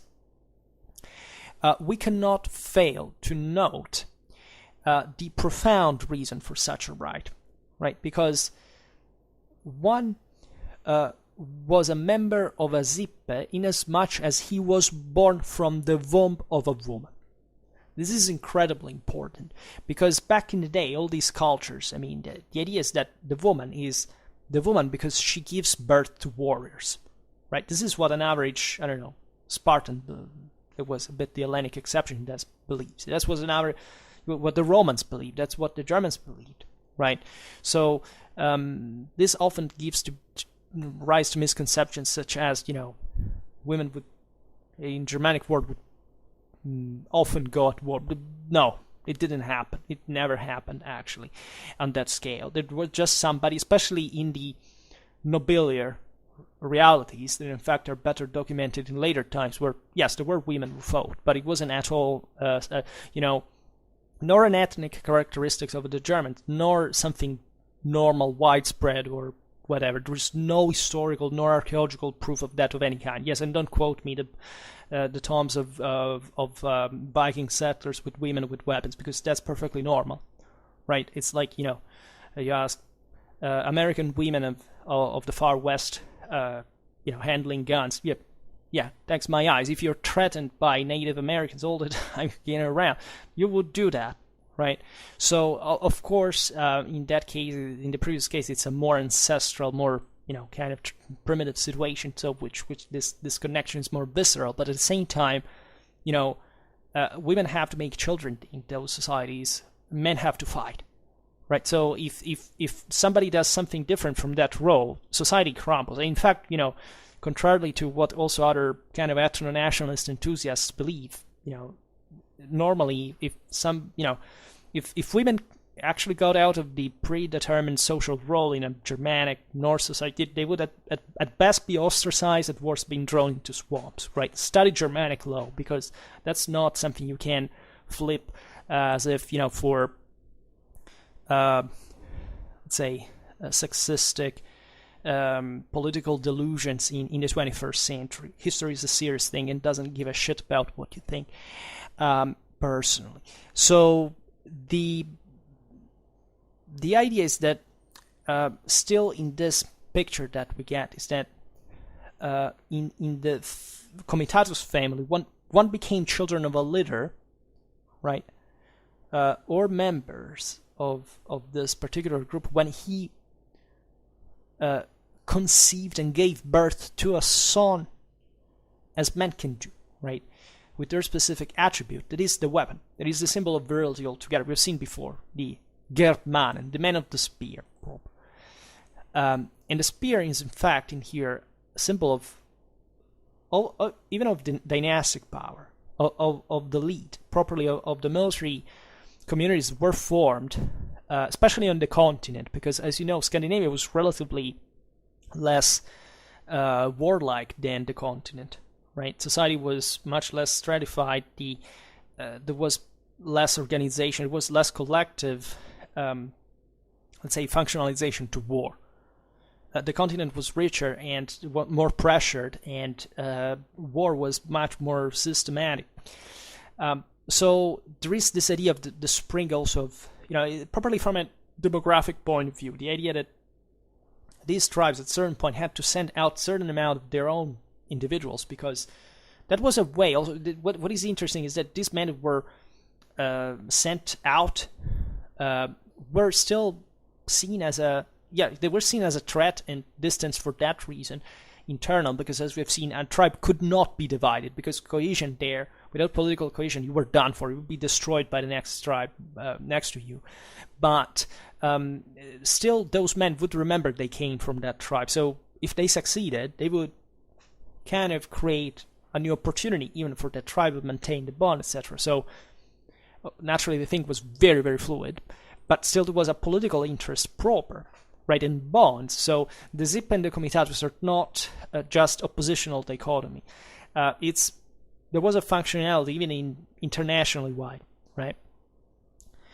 However, affiliation within the Comitatus created mutual bonds and right duties between father and son, as a almost as if the son had been a weapon of the father, right? Equal to those that existed within the family. First of all evidence the right duty of fede, the feud, revenge, and of the Blutrache, blood vengeance, which affects all the members of the group to which the blood of which it was shed belongs, right?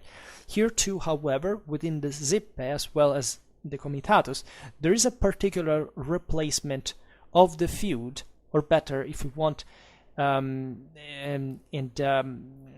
would be more correct to say so, a particular type of feud, right, in which the redemption of blood shed through an act of violence equal to the one suffered, the reintegration of it is replaced almost by way not only of compensation but above all of ritual cancellation of the offense, with the entry, for example, of the offender into the group of which his victim was a part. This is very fascinating. Here it's necessary to underline again two things that we already said. First, that on the basis of the community bond connecting the members of the Zippe or of the Comitatus, individuals belonging to the same group are perceived as not only equal, but even homogeneous and interchangeable with each other, as if they were particles of a vital force that once affected must be reintegrated immediately. And second, that the Zippe naturally possessed by biological community of blood, and that the Comitatus ritually establishes a bond that goes beyond death itself, and by virtue of which every relative or companion of the murdered takes the place of him and lashes out against the enemies. Because resources are important, and as we've seen, that process of selection of the warrior entailed not just properly an investment, an asset in him, because you literally entrust the weapons, the thing you look to a person that at that point must know how to use it. So if he succeeds, you win. You win more loot because he has killed someone else and he has stolen its arms and goods and whatever. If you lose, you actually lose. It's like a business, right? And you're very interested at that point in the person who has killed your son, because he has proven by divine military right that he was better than him. And the question is there, the group is more important than the individual. So what do? We integrate him, if he wants, in our group, if our group is still open to it, in a sense, if he's still not being defeated and if that can be taken advantage. This thing is cruel. Yes, it's messed up, but it was something that sadly, you see, talking about this thing, I was thinking think about Nazi propaganda. They actually believed something similar to this.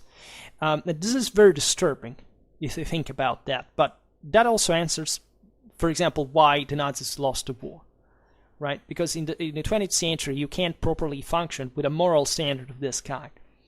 And you can't alienate properly human sympathies from 20th century masses by saying something like, after all, the individual doesn't count. The important is the Reich, right? And guess how it ended. So that is a lesson in kind of military history, political history, I would say, and moral at the same time. But at the time, it was not so obvious, also because these societies were really very similar to each other. That is to say, first of all, human life, as you understand, had a dramatically smaller value. So people were used to see people die, right? 1/3 of children died normally before they reached adulthood. Women died of pregnancy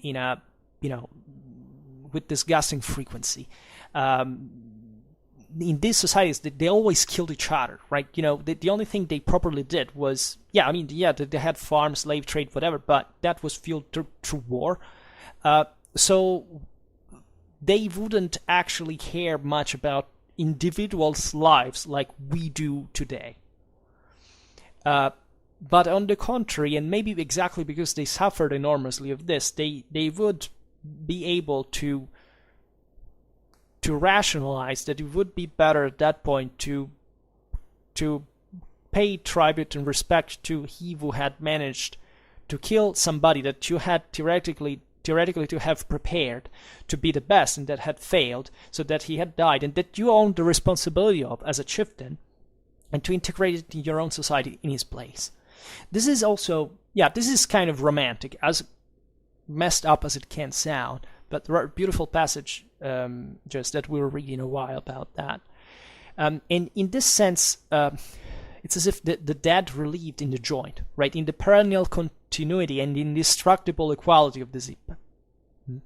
And no surprise that the Comitatus came to actually unhinge this system, because the Comitatus was not interested in the community as a whole, as the Zippe.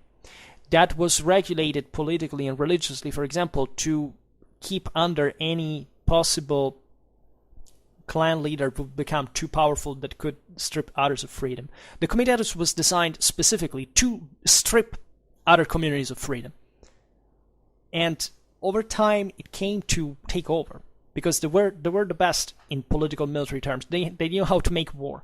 The others didn't. And the truth is that Heavenly Zippe was nothing but essentially a pretty flat society where there wasn't much to do if you don't properly allow a hierarchy to rise to make things done, and with a selection process for which he who is at the top is there because it's been selected for actual political capacities that knows how to do better than what an average freeman can, right? So this is a bit old, the history of the Viking era as well, which the show Vikings disgustingly portrays in the perfectly opposite way. That is to say, the poor free pirates that couldn't leave Scandinavia because that was the terrible, tyrant that wouldn't let them do. It was exactly the other way around. That is to say, the Vikings came back to Scandinavia with so much wealth that they completely unhinged the political and social structure on a local level. They basically showed a huge middle finger to the local traditions, and created lordships on their own on the base of that power, and kept expanding them. But in the process, Scandinavia got actually a better place to live at the end of the day. So that's that controversial bond that we are not willing to stress today, because for essentially political ignorance and civic and education, we are not able to understand these connections anymore. And it's a pity, because that automatically reveals also how few we study history, because history shows this like in every single community. Like the history of mankind is literally marked exclusively by this trend, and this is interesting in this to happen. Right, today it's a change for the big conspiracy theory of those who have to strip you of your own freedom. It doesn't matter that we live as well as we've never done before, right? The importance is believing in that idiocy and looking up to primitive models to say, that was the real deal, real freedom. To do what? To actually do whatever you liked, as long as nobody came to do the same thing to you, because that's what all these peoples were about, and that's why they invented this stuff, to fix it. I'd say that the family group or the Germanic warrior, by their structure, can expand indefinitely, right? Incorporating in-laws or new warriors, but they cannot, on the contrary, lose vital forces. Every fallen person must be reintegrated, and the revenge itself, by appeasing the killed as well as restoring the honor of the group, has the function of ensuring the solidarity of the deceased to the group itself, of not depriving them of his help. Right? Revenge, therefore, does not have as its positive or negative object individuals, but communities. Remember that. The greatest, the metus hostilis, the greatest need of political cohesion, political compaction, has there been some misdeed, right? Some clan has pissed off another one. You have to solve that problem quickly, right? Because there cannot be, otherwise you expel the element, right? And because it's too risky to deal with that internal fracture. In societies that literally hold together just because of that, so that's obviously the thing you want to preserve, right? So in this perspective, it would no longer seem strange or unnatural, nor that it is sometimes exercised on individuals other than the offender and innocent individually by talking about what he has committed, however linked to him by some solidarity. Nor that the killer can sometimes be integrated, perhaps even by force, into the group of the murdered. This happens a bit with slaves as well, right? You know, Germanic, the early Germanic world, it's typical, I don't know, that you defeat a people that were freemen, so now that they have lost in their slaves, but you're under attack, you need more manpower, so you basically make, through an initiatory military right, these slaves becoming freemen to make them fight together with you. Germanic communities were quite open in that sense. You know, they integrated as much as they could, exactly because of this obsessive need of demographic strength. Because not being there so much difference in terms of assets, of political, social structures, literally the number of men and the general material cultural homogeneity, scarce social stratification would bring to that, as not directly, but to almost be the difference that would make the number of how many warriors you could field. Naturally, it was never like that proper, because there were much more impacting factors, let's say. But still, it was something to be reckoned. I mean, if you look, especially during the migration era, this was true also before. I mean, that's pretty messed up. During the migration era, there is an increase of the Comitatus culture that, at the end of the day, triumphs a bit into what we see in the early medieval aristocracy and the Middle Ages, the Ancien regime, because that was the moment of greatest pressure. More people on the march, less resources. I mean, more people pressuring, less resources. So that increased actually the militarization of society. Even though, namely, everybody was still a warrior before, but still these things fluctuate by a certain standard over time. So, in short, the Germanic communal mentality abstracts from individuals. And as naturally as we don't have to exclude, in absolute terms, that also individualistic elements played a role in the mechanism of revenge, especially in the later phase. This is not surprising. For example, Pertner listed a lot of them for the Vikings, because at that time, the Norse society was more distant than the one of the origin. So, let's say the lineage, the individual proper in certain instances was more important, right? So, it was more a communitary matter if one of those noblemen took matters in his own hands, than rather if the community had done it, right? Because the elites had gained importance.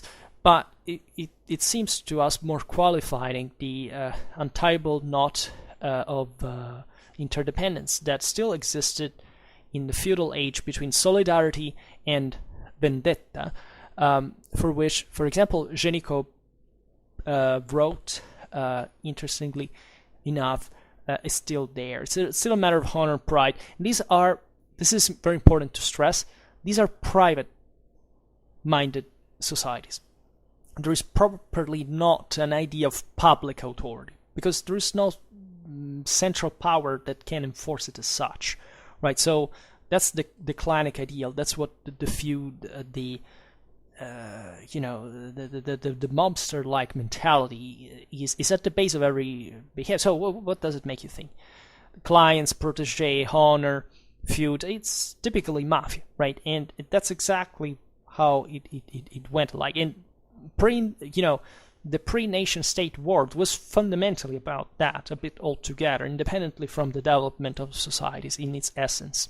In avenging, that is, the fallen relative or companion does not take revenge, but the heil, right, the health of the group, which the loss of blood has damaged. This is the core. And what better revenge, what more opportune reintegration than the swallowing, let's say, of the winner into the group of the vanquished, right? Moreover, a similar mental attitude presides over the desire of the victor to assume not only the strength, but also the personal characteristics of the vanquished, right? In order to become, in a certain sense, himself, right?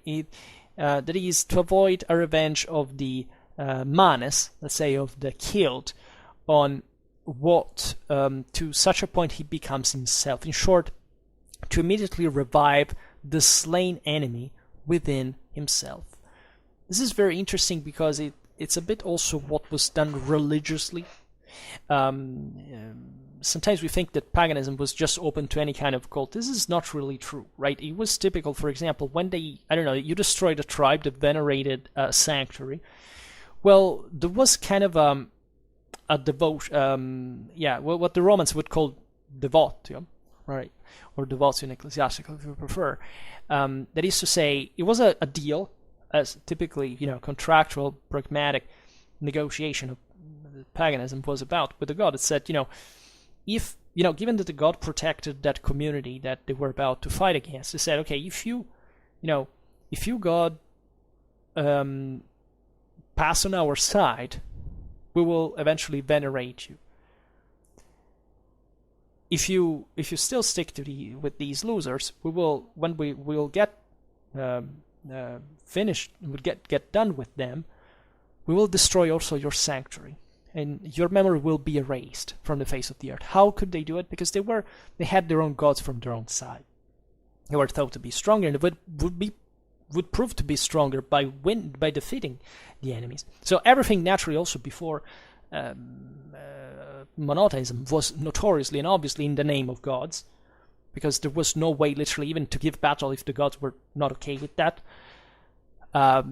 And still, this is the point. When you kill the enemy chieftain, you basically take not much the human, which is nothing, as we have seen, but the divine power that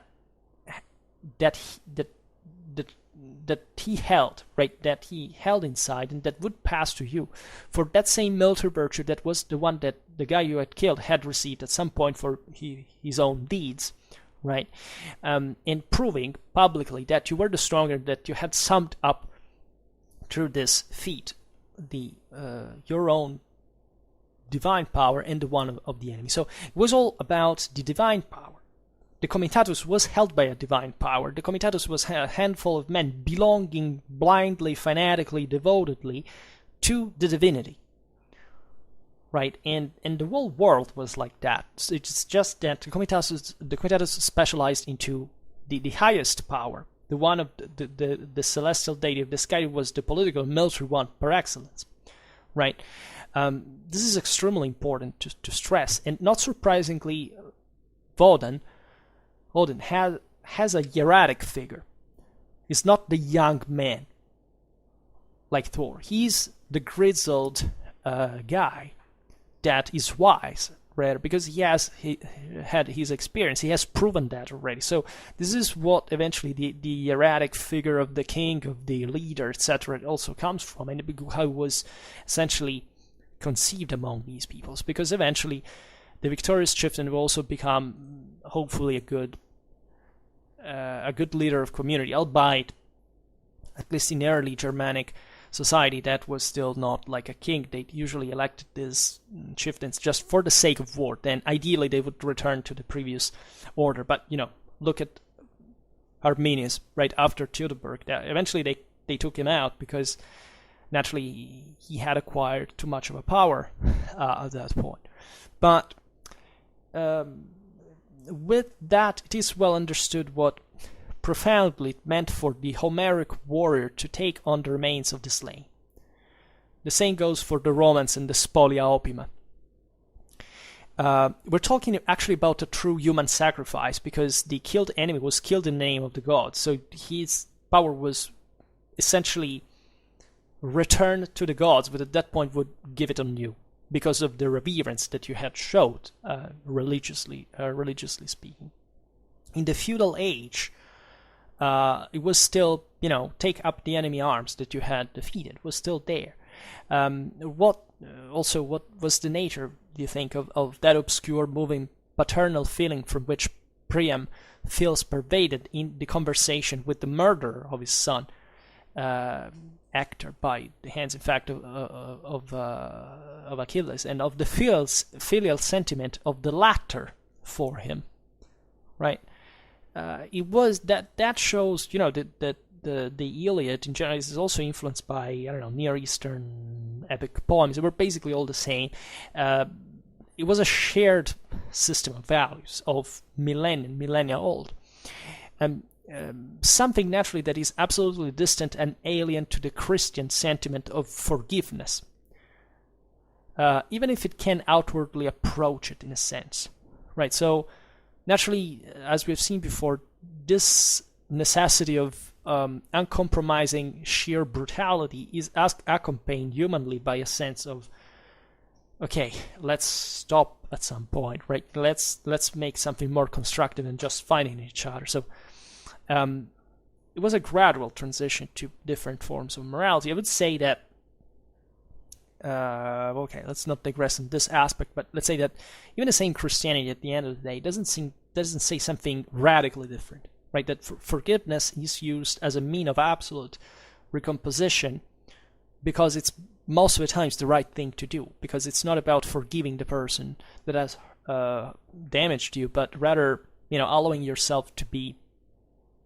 truly a better, to live better, to heal, to have this, to show actually the same strength, to be stronger than the person who has offended you. So that is also a language of civilization, definitely a more advanced step, but it's not even, say, absolute in its own regard, because, also Jesus in the temple had his 5 minutes of blind rage, for that matter. So Christianity is very subtle on that as well, and very intelligent, obviously enough.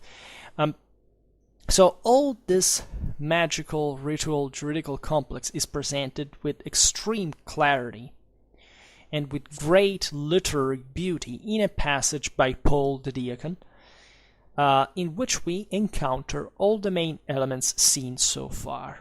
The use of Longobarд nobles and even of the sons of kings to serve with a foreign chief and obtain weapons from him, that is, apparently to be part of his Comitatus, before being considered mature by their own people.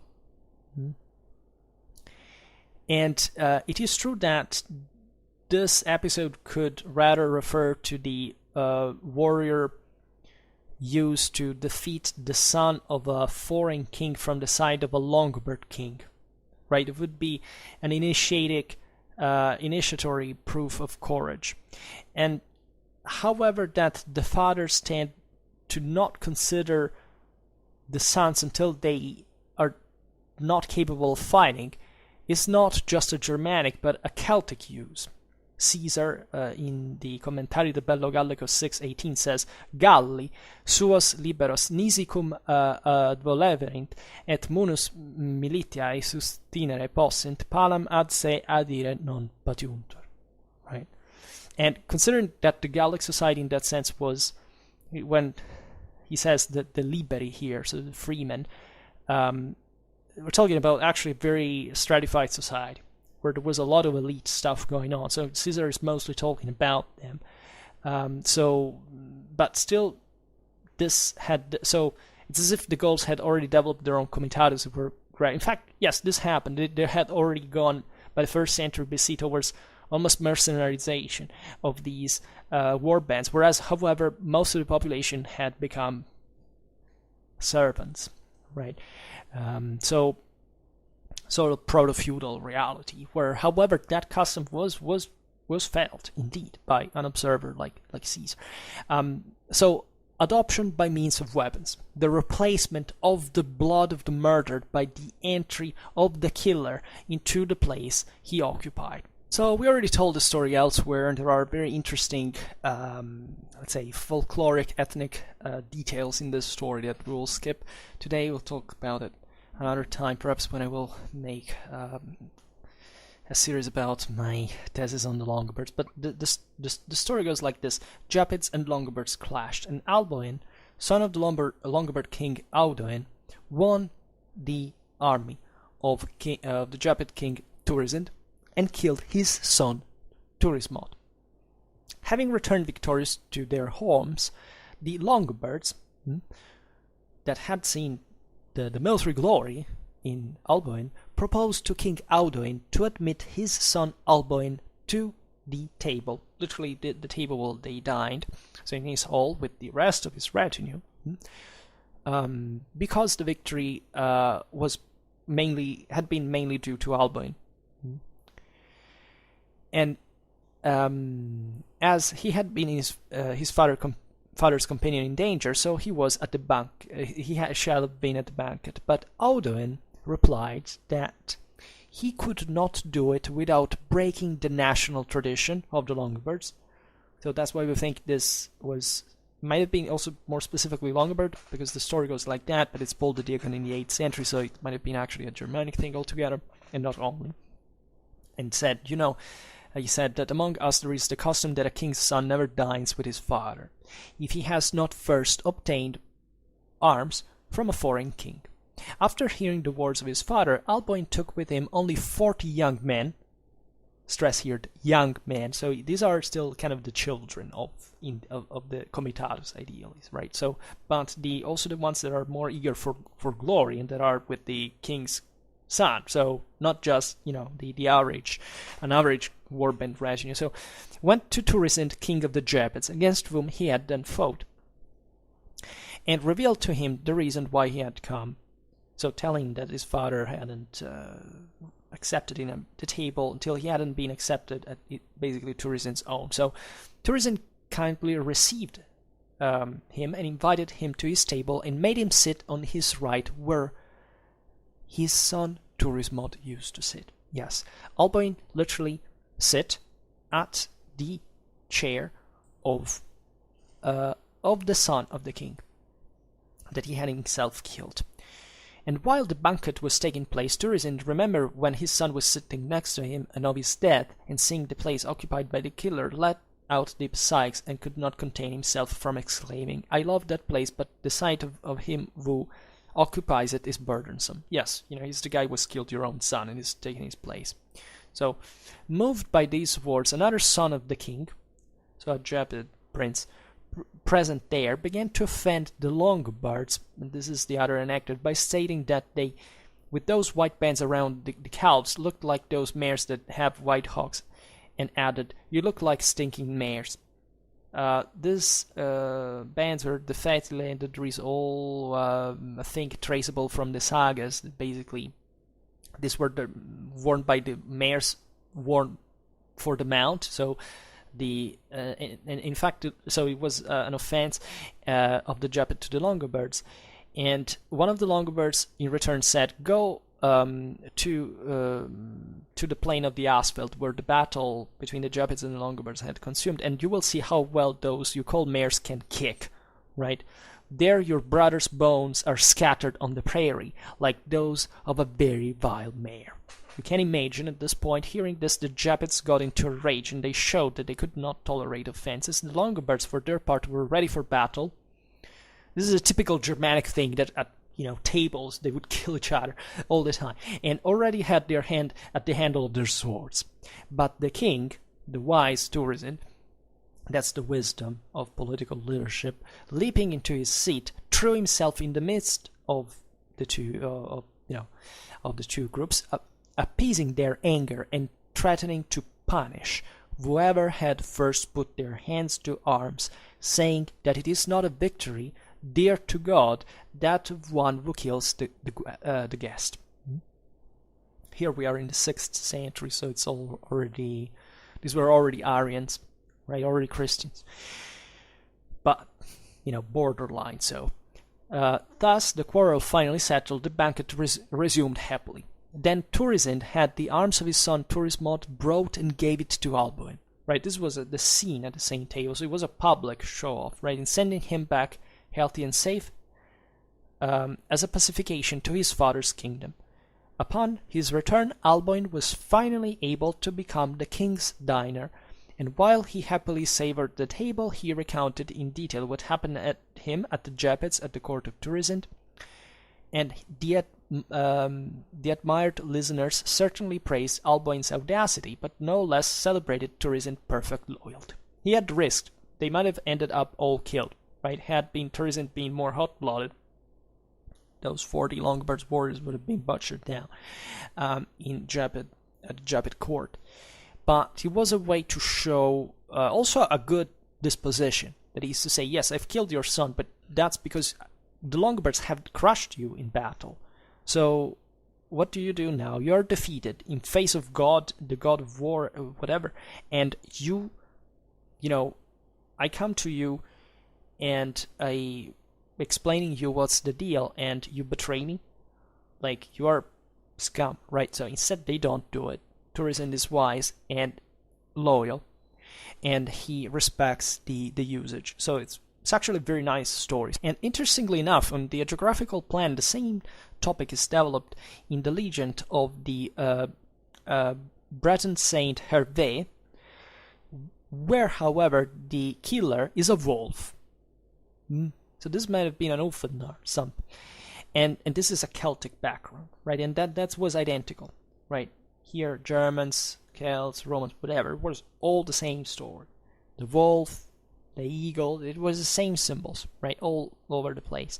And it will be observed how... So the wolf here is typically a Comitatus warrior. So here in the geographical function, yes, there is the saint that manages to win this guy over. And here's a bit the root of chivalry, because at the end of the day, it's the same conversion of these guys that brings to the spread of Christianity, and the military culture remains there in knighthood and whatever, right? With all also most crude customs, but still.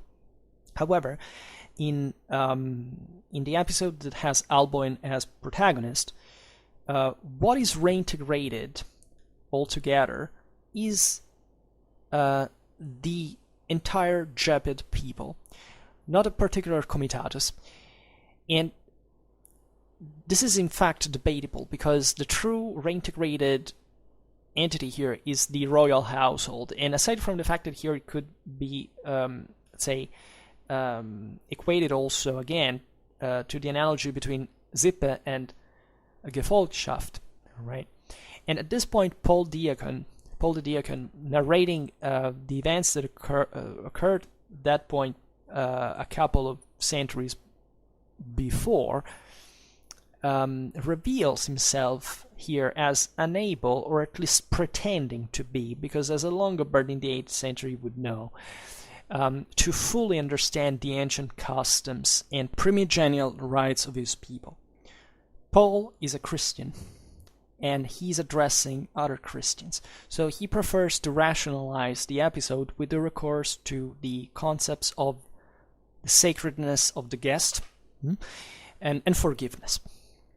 And in his words, the episode of the donation of weapons loses its deepest meaning to become an example of pure epic generosity, right? But the page here is equally precious, and to us who investigate the roots of the chivalrous ethos, this exaltation of the audacity of Alboin and the maxima fides, as it's called, of Turisend, so the utmost faith, this praise ante litteram of prowess and loyauté, already emulated and joined, that arises from an encampment of the Pannonian steppe, cannot fail to appear significant, the first cry of a great culture, in a nutshell, right? Cases of compensation, both of the Sippe and of the Comitatus, through the absorption of the killer of a member of it, are quite frequent.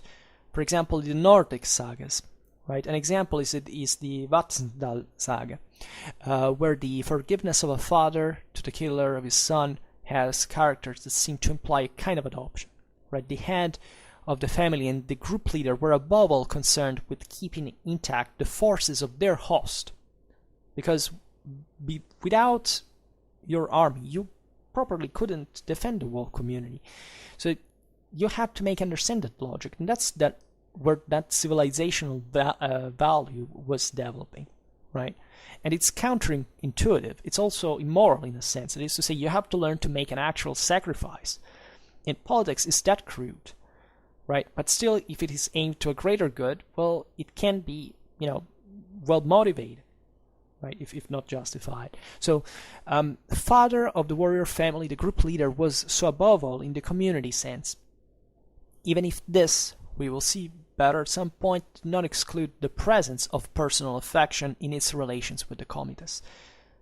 These were human beings just like us. We didn't change at all from those times, biologically speaking. So these were still people who had to cope with feelings, as we were saying at the beginning, that we can't even imagine, for the intensity, but this tells you also how much political and social responsibility this system entailed, right? And how much they were actually loyal to what would become a civic principle, right? And this is really very important to understand. This same story could be done in other ways for looking at Roman society and its evolution. But at the same time, as we were saying in the beginning, with the Germanic world, we have a much better documented reality because it's photographed by more advanced societies in a moment where the same didn't still write about these things. So we look at this world as still at a stage where this was to develop, right? And that's why it's so precious. And that's why sometimes we exchange like that world in ethno-nationalistic terms that is out. That's just, the Germanic peoples who did it. Actually not. This happened everywhere, right? We have seen it very well enough, for example, with the videos on the berserkers of the Ulfednar. The same symbologies are present from everywhere, from North America to early Rome, from North Scandinavia to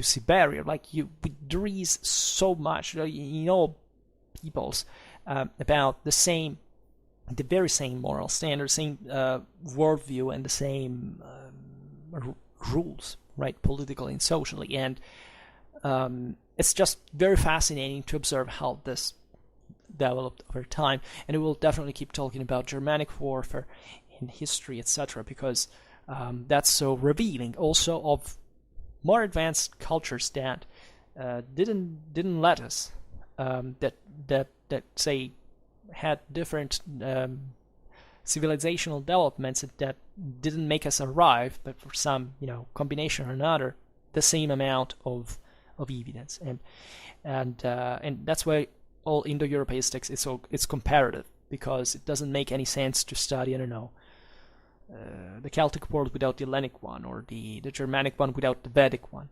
or the Slavic one without the Roman one. I mean, they're all intertwined and all the same at the end of the day.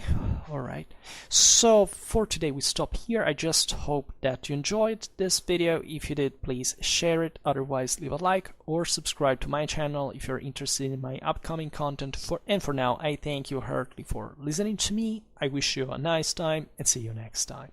Bye.